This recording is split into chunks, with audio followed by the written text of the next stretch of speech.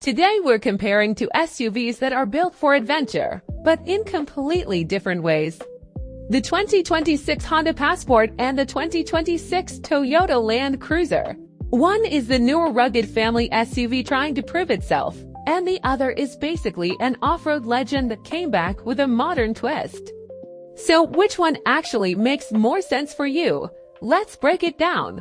But first, don't forget to subscribe, like, and turn on that notification. Starting with the 2026 Honda Passport, honestly, Honda did a really good job making this thing look tougher.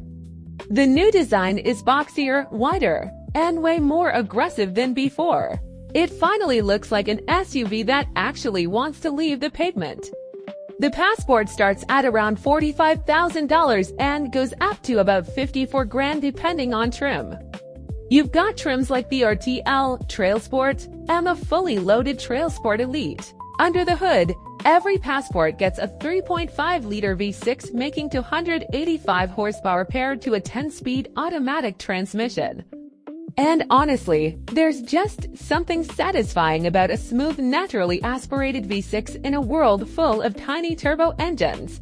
And unlike some SUVs where all-wheel drive costs extra, every Passport comes standard with Honda's IVTM for all-wheel drive system. So even the base model is ready for snow, dirt roads, or weekend camping trips. The Trailsport trims are where things get really interesting though. Those versions add all-terrain tires, off-road tuned suspension, skid plates, trail cameras, and extra rugged styling. It's basically the trim for people who want their SUV to look ready for an adventure even if the biggest obstacle is a Costco parking lot. Now let's talk about the 2026 Toyota Land Cruiser. This thing has a completely different vibe. The Land Cruiser is more old school and serious about off-roading.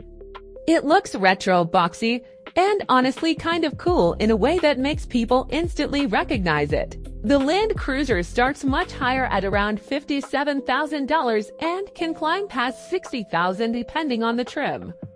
And unlike the Passport's V6, the Land Cruiser uses a turbocharged hybrid setup with a 2.4-liter turbo 4-cylinder and an electric motor.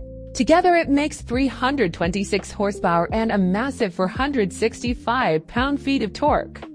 So while it may not sound exciting on paper because it's a 4-cylinder, the instant hybrid torque actually makes it feel really strong. But the biggest difference is underneath. The Land Cruiser rides on a body-on-frame platform, which is basically truck construction. That means it's designed for serious off-roading with features like full-time 4-wheel drive, locking differentials, crawl control, and available disconnecting sway bars. In other words, the Passport is adventure-ready. But the Land Cruiser is ready for an actual expedition. Inside, both SUVs are packed with tech. The Passport gets a large touchscreen, digital gauges, wireless Apple CarPlay and Android Auto, heated and ventilated seats, and tons of cargo space. But the Land Cruiser feels a little more premium and rugged at the same time. It has that durable, outdoorsy interior vibe while still giving you modern tech and upscale materials. So which one should you buy? If you want the better value, smoother daily driving experience, and something that still has plenty of capability, the Passport makes a lot of sense.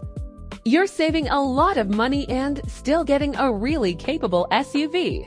But if you want maximum off-road capability, legendary Land Cruiser heritage, and something that feels a little more special and hardcore, then the Toyota is hard to beat.